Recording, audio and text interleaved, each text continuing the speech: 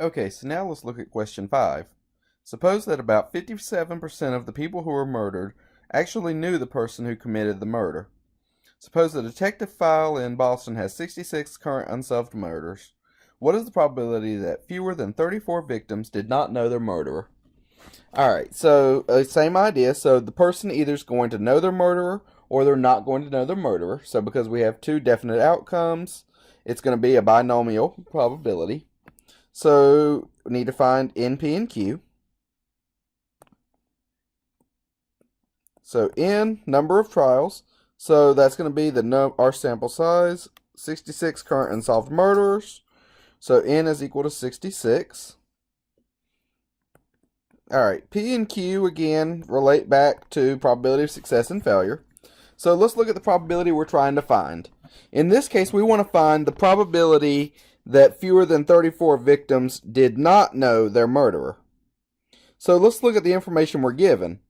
We're given that 57% of the people murdered knew their murderer. So because that's the 57% is the people who knew their murder, and we're trying to find the people who did not know their murder, that means that 57% or 0.57 is actually Q. So to find P, well, P in this case is going to be 1 minus Q because they're complements of each other. So this is 1 minus 0.57, which is 0.43. Alright, so we've got NPQ.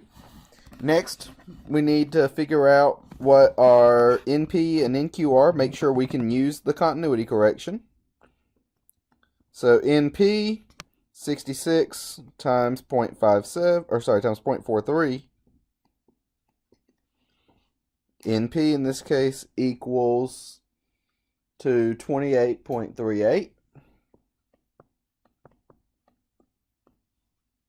And NQ, 66 times 0.57, which is equal to 37.62.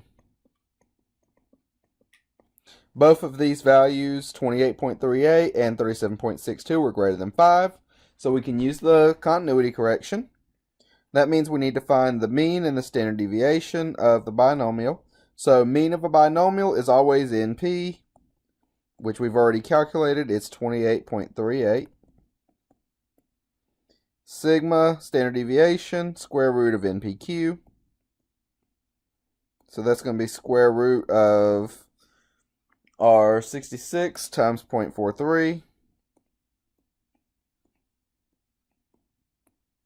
times the 0.57, which when we do that calculation gives us square root of 16.1766.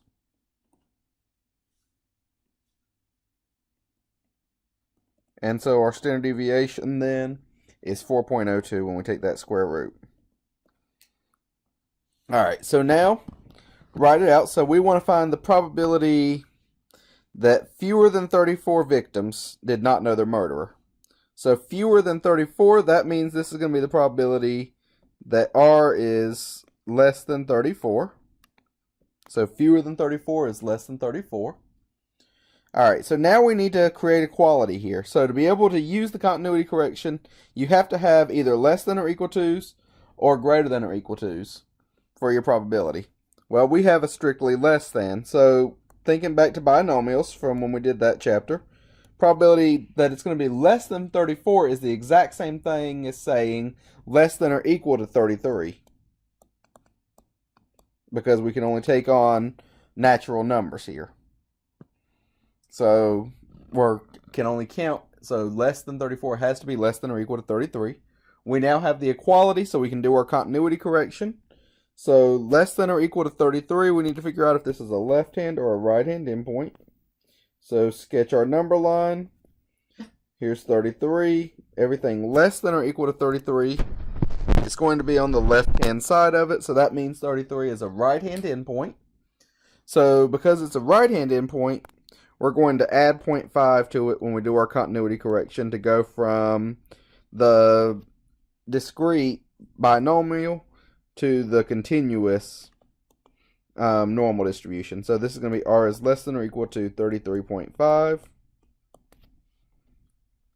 And so from here, now we've got to convert to z, so that's the probability z is less than or equal to 33.5. So remember, z is data value minus the mean. So we found our mean already to be 28.38